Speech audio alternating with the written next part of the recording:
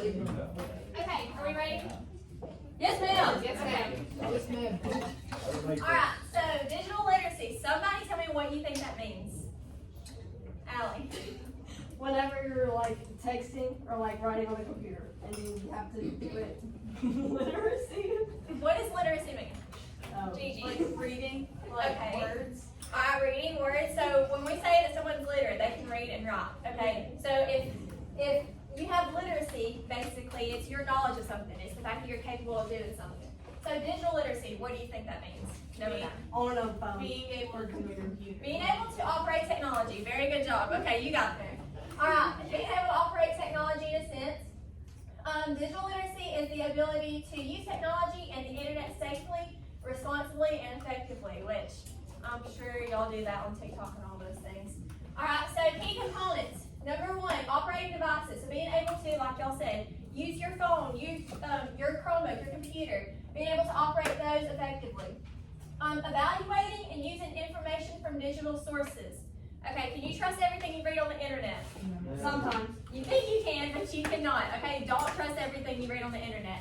A lot of times there are biased things out there coming from the news stations that you listen to, different things like that. Sometimes some people like Allie might put something crazy on Instagram. Alright, do you think you can trust everything that she's Wait, posting? how'd you know that?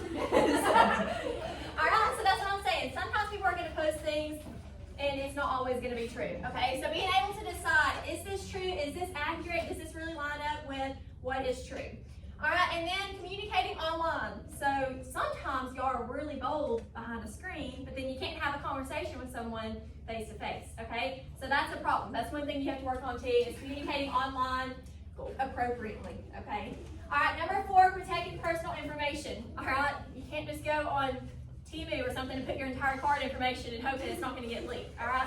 Sometimes people post their personal information and it's a problem. Go ahead, Allie. So I just want to tell you that I did that and they hacked my debit card.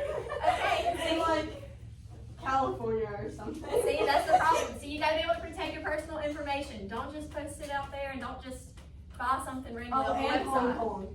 Okay. I'm not joking. The exact problem. Alright.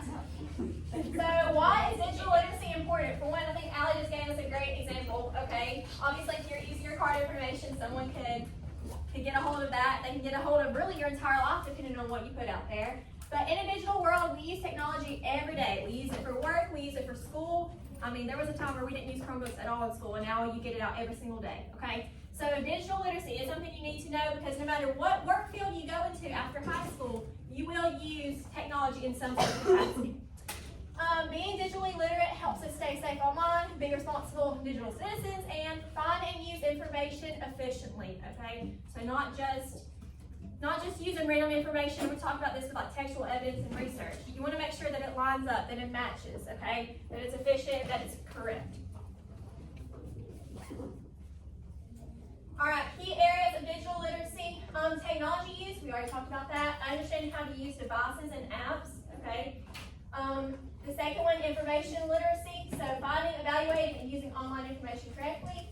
The third one, digital communication, which is a very big one. Communicating respectfully and effectively online. Not dogging somebody on Twitter because you disagree with them, okay? Or commenting on somebody's TikTok because you don't like them. Just different things like that, all right? That's completely unnecessary. With that being said, one thing that we struggle with as a whole in the 9th grade is writing an email, okay? Y'all love to email me about your grades or about something, and it's a hot mess. I love y'all, but it is, okay? So this is the same situation, being able to communicate digitally. Then we have cybersecurity, protecting personal data, and avoiding scams or viruses.